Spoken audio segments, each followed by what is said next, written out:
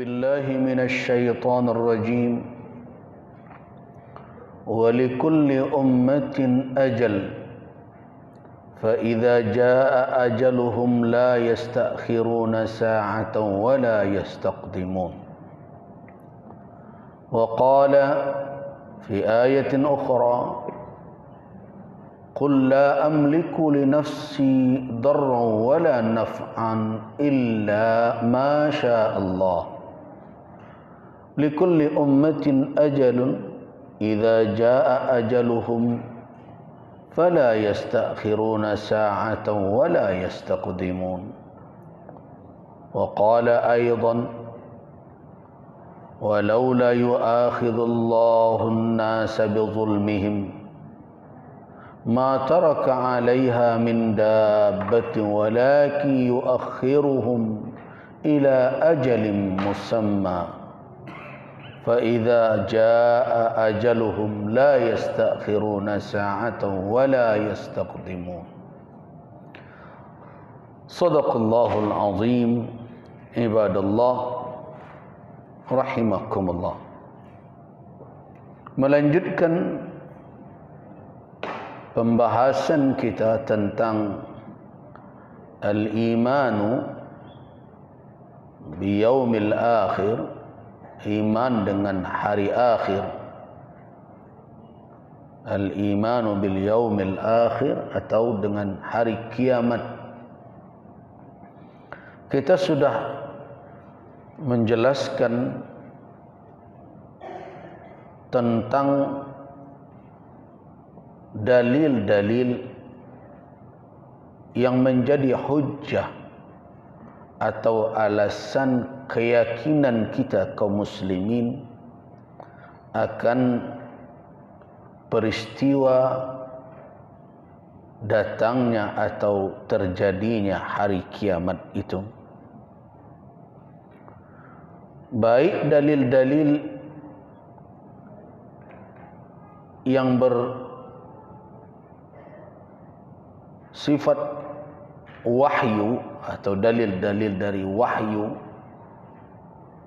yang dinukilkan kepada kita, yang biasa disebut dengan dalil-dalil naqli, berupa Al-Quran dan sunnah Nabi sallallahu alaihi wasallam. Begitu juga dalil-dalil yang merupakan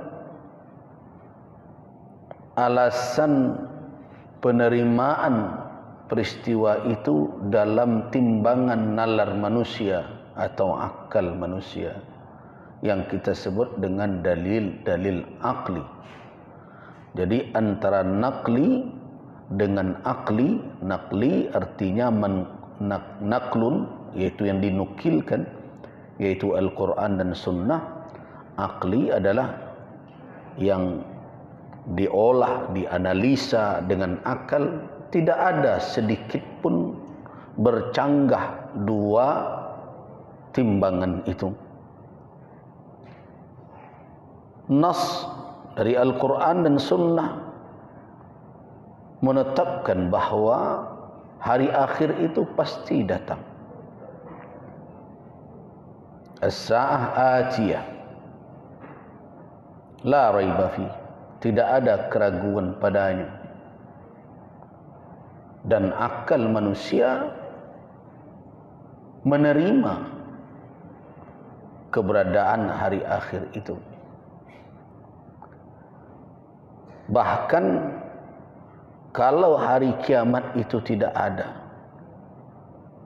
malah akal manusia menilai itu suatu kerancuan dalam kehidupan, sebab akan terjadi ketidakadilan di mana orang yang berbuat zalim dalam kehidupan di dunia mendapatkan segala keinginan syahwatnya sampai akhir hayatnya.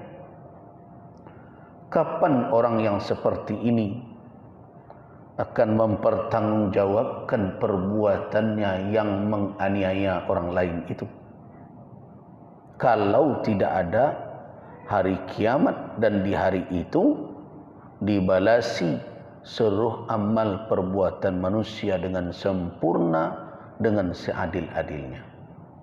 Jadi kalau tidak ada hari kiamat, jangankan nas, akal manusia saja tidak menerima kalau tidak ada hari kiamat. Karena di hari itulah ditegakkan timbangan keadilan. Jadi dengan menjelaskan dua sisi dalil itu, ada nas, ada akal, kita akhirnya bisa membuktikan bahawa keyakinan kita kaum muslimin atau yang kita imani di dalam akidah kita adalah sesuatu yang tidak bertolak belakang dengan nalar. Nah, itulah salah satu keunggulan ajaran agama Islam. Jadi kalau orang berbicara tentang apa keistimewaan ajaran Islam itu, salah satunya adalah dia agama yang tidak ditolak oleh nalar manusia. Akal manusia menerimanya. Jadi kalau ada orang yang menolak ajaran Islam, katanya dia adalah seorang yang rasional, yang cerdas akalnya, tapi dengan kecerdasannya itu dia malah menilai ajaran Islam tidak rasional atau tidak masuk akal. Kalau menurut pandangan saya, orang itu bukanlah orang yang berakal, tetapi orang yang tidak pandai mempergunakan akalnya dengan baik. Sudah akalnya yang terbatas, wahyu pula yang dibantahnya. Itulah yang saya katakan terakhir dalam pembicaraan di sini. Itu adalah orang yang kupiahnya nan sampi, kapalonyo nanyo tarahnya. Mestinya kupiahnya nanyo palapang gitu. Nah, itu pembicaraan kita terakhir. Jadi di dalam ajaran Islam, apa saja ajaran atau petunjuk yang diberikan oleh Allah Subhanahu wa taala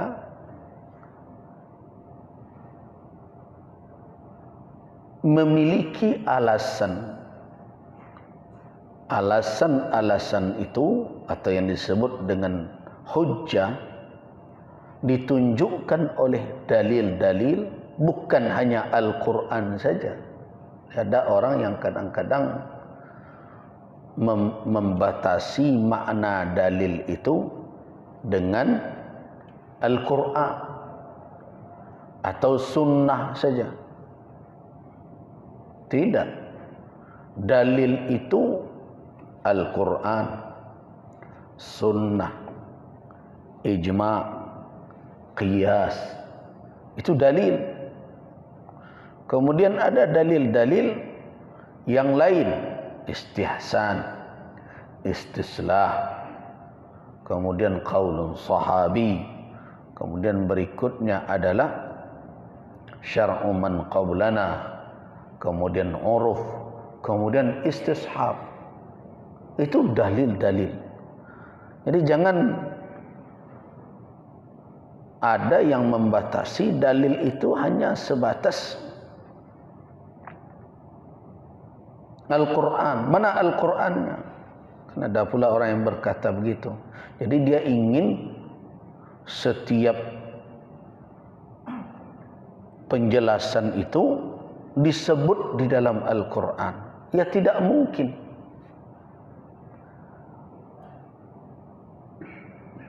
kalau setiap persoalan sampai akhir zaman mesti tersebut di dalam Al-Quran, kira-kira tebal Al-Quran seberapa itu? Tidak akan terbaca.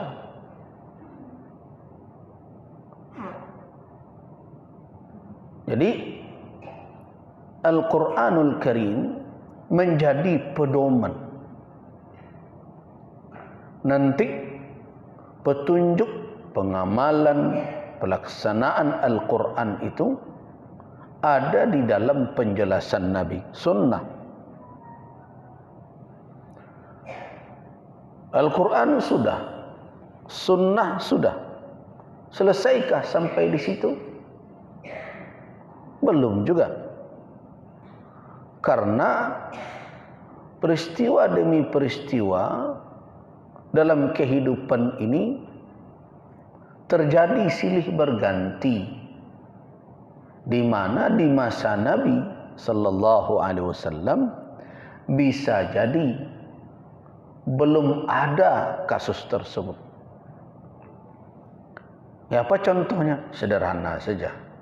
Jual beli online. Ada di masa Nabi?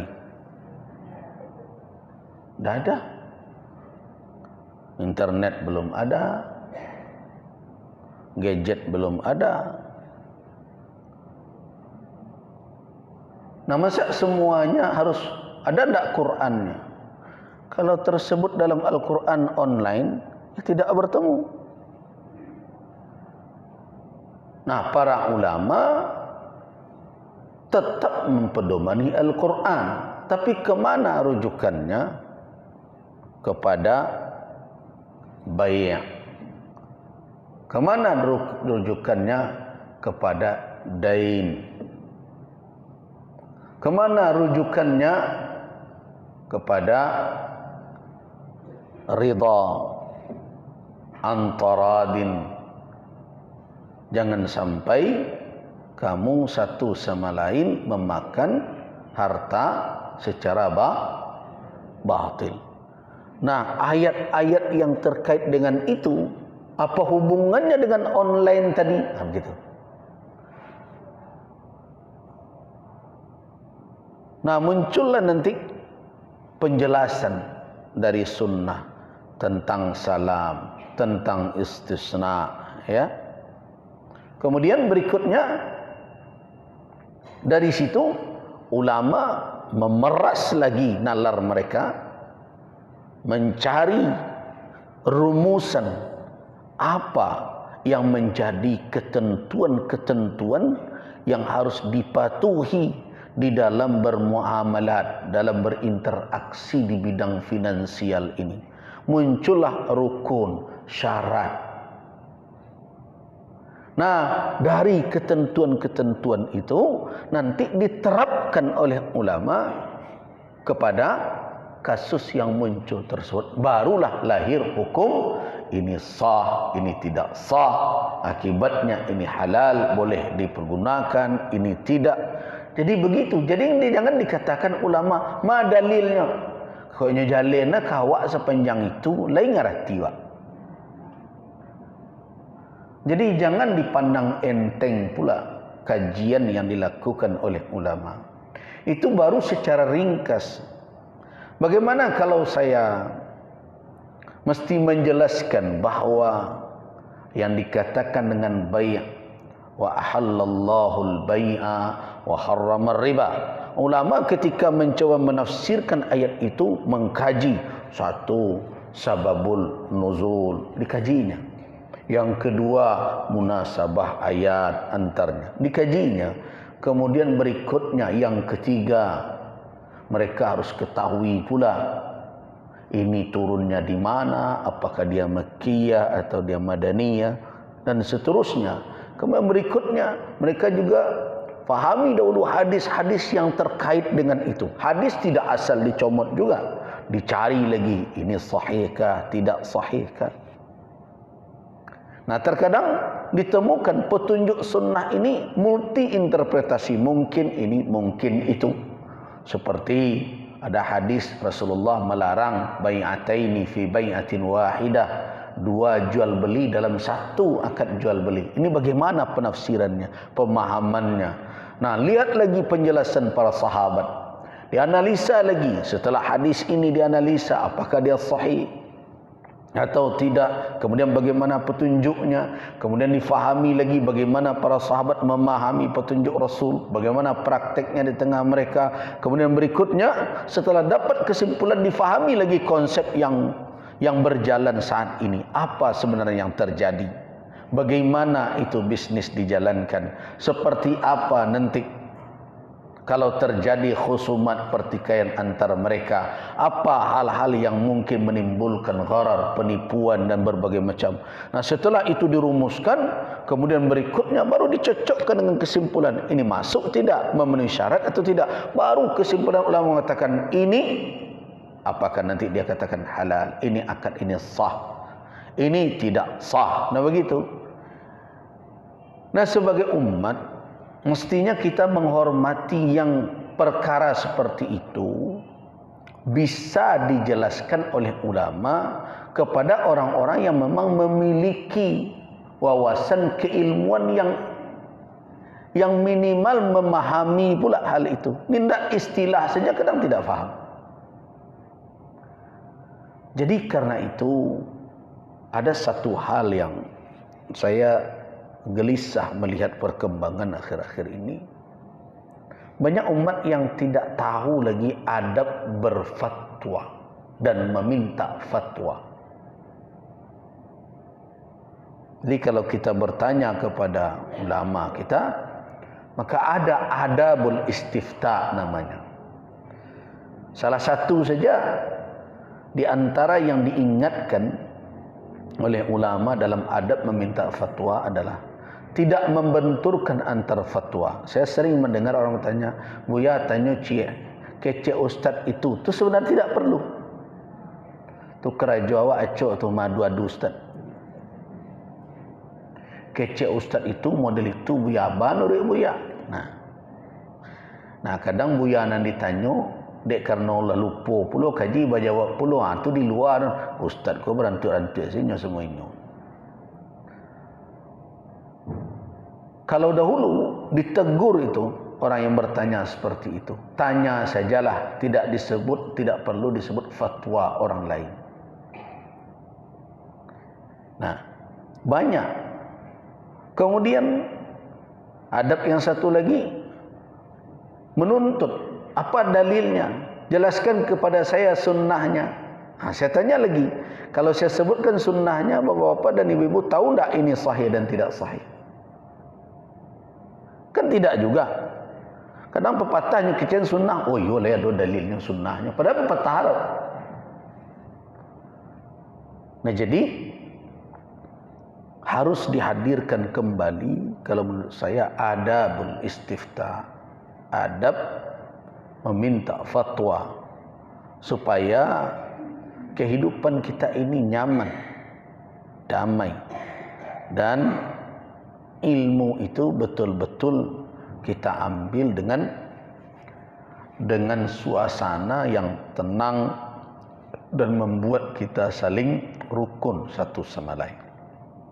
Sebab di dalam buah ijtihad, kalau sudah dianalisa, pasti ada perbedaan pandangan, tidak mungkin sama saja.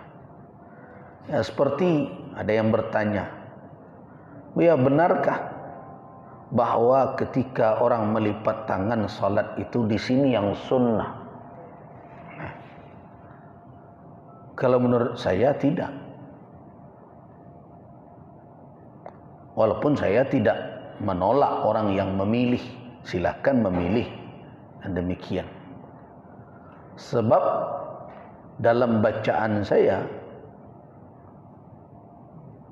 4 imam mazhab itu tidak ada yang menunjukkan melipat tangan ketika salat itu mendekat ke leher itu.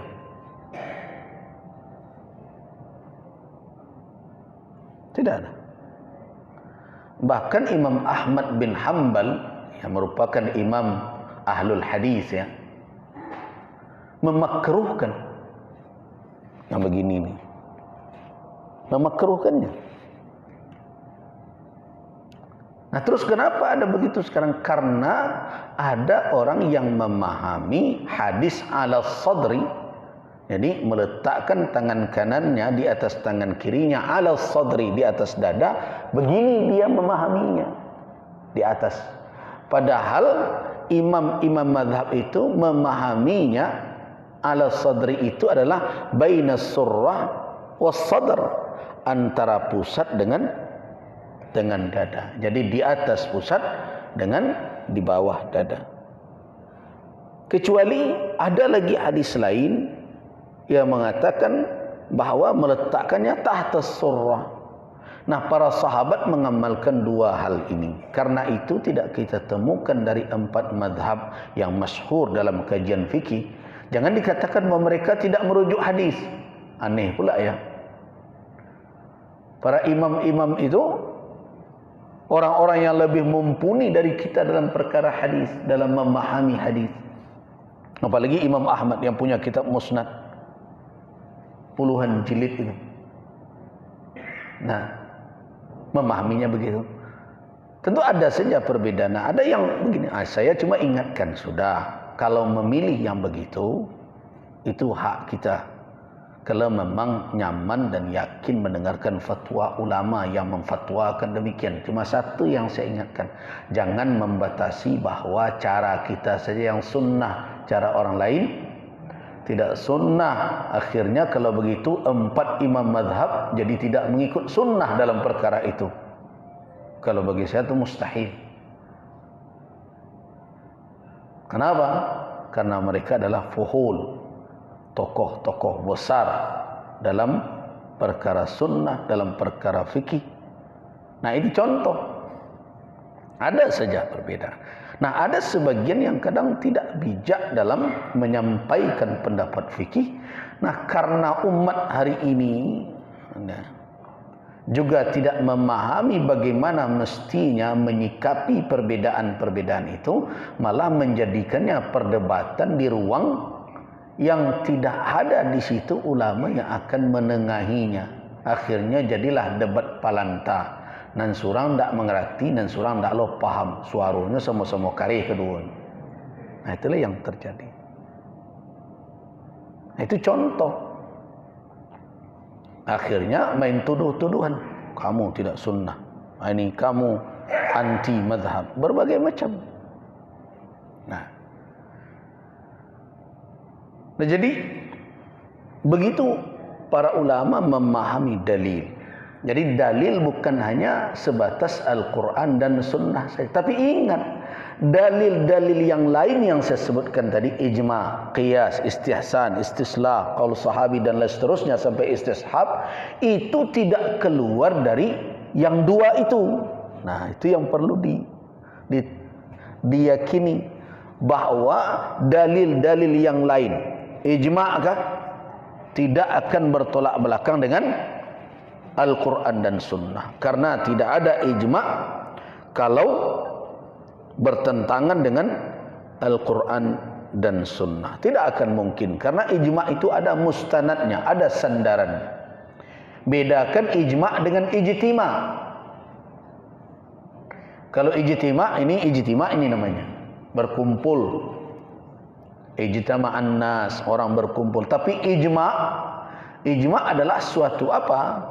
Suatu cara yang ditempuh untuk melahirkan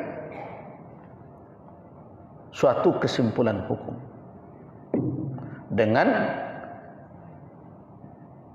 mengeluarkan pendapat, pandangan, hujjah sehingga sampai kepada satu kesimpulan. Siapa yang melakukan ijma' tidak bisa dilakukan melainkan oleh orang-orang yang ahli dalam ijtihad. Jadi tidak dinamakan ijma' kalau yang berkumpul itu orang kadang tidak ngerti hukum, tidak ngerti bahasa Arab, Jadi kalau berkumpul yang satu ahli politik, satu ahli ini, satu ahli ini tidak mengerti dengan sumber ajaran Islam, Al-Quran dan Sunnah. Sepakat mereka. Apakah itu namakan ijma' di dalam hukum Islam? Tidak. Nah, di ijma' itu adalah ittifaq jami'il mujtahidina, kesepakatan seluruh mujtahid. Siapa itu mujtahid? Ahli ijtihad, ahli, orang yang sudah memiliki keahlian dalam merumuskan hukum. Dari mana? Dari sumber-sumber ajaran, dari Al-Quran dan Sunnah, qiyas. Nah, dari situ mereka melahirkan hukum. Orang yang punya keahlian dalam hal itu. Nah, keahlian itu didapat setelah memenuhi persyaratan. Persyaratan mutlaknya apa? Memahami bahasa Al-Quran. Harus. Tidak bisa berijma' orang tidak ngerti bahasa Arab. Kenapa? Karena lughatul Quran wa lughatul sunnah. Bahasa Al-Quran dan bahasa sunnah itu adalah bahasa Arab. Itu kami itu Pak, ya kalau tidak sampai ke situ tidak perlu lo hati-hati tugas apa? Fas'alu ahla dzikri, bertanya kepada orang yang mengerti dengan Al-Quran, dengan peringatan Allah. Mutlak itu. Dan harus memahami Al-Quranul Karim. Bagaimana menafsirkannya dengan benar, jangan asal tafsir saja. Kemudian syaratnya memahami sunnah Nabi, riwayatan wa dirayatan, sehingga dia tahu ini hadis bisa dijadikan hujjah atau tidak. Kalau bisa, apa madlul, apa petunjuk dari hadis ini. Jadi tidak sederhana begitu. Makanya saya berpesan betul kepada jamaah yang mengaji. Kalau kita tidak memenuhi persyaratan seperti itu, tu kaji kun untuk untuk awak dahulu dan keluarga. Jadi saya tidak ingin jamaah yang mengaji dengan saya di sini pulang keluar dari Masjid Al-Hakim tu orang lo ditunjuk. Lo dak batu itu. Tu awak sila dulu. Nah, sekarang kan rajin begitu. Ngaji di pengajian, satu pengajian, habis itu lah fatwa lo setengah halaman di WhatsApp. Itu. Nah, kadang dia nukilkan tulisan gurunya, orang pula yang disalahkannya. Jadi kalau kita tidak punya kemampuan untuk memahami petunjuk dari dalil orang, baru sekedar kita mendengarkan dan nyaman mendengarkan kesimpulan dari fatwa atau kajian ulama, pakaikan itu untuk diri kita dan keluarga kita.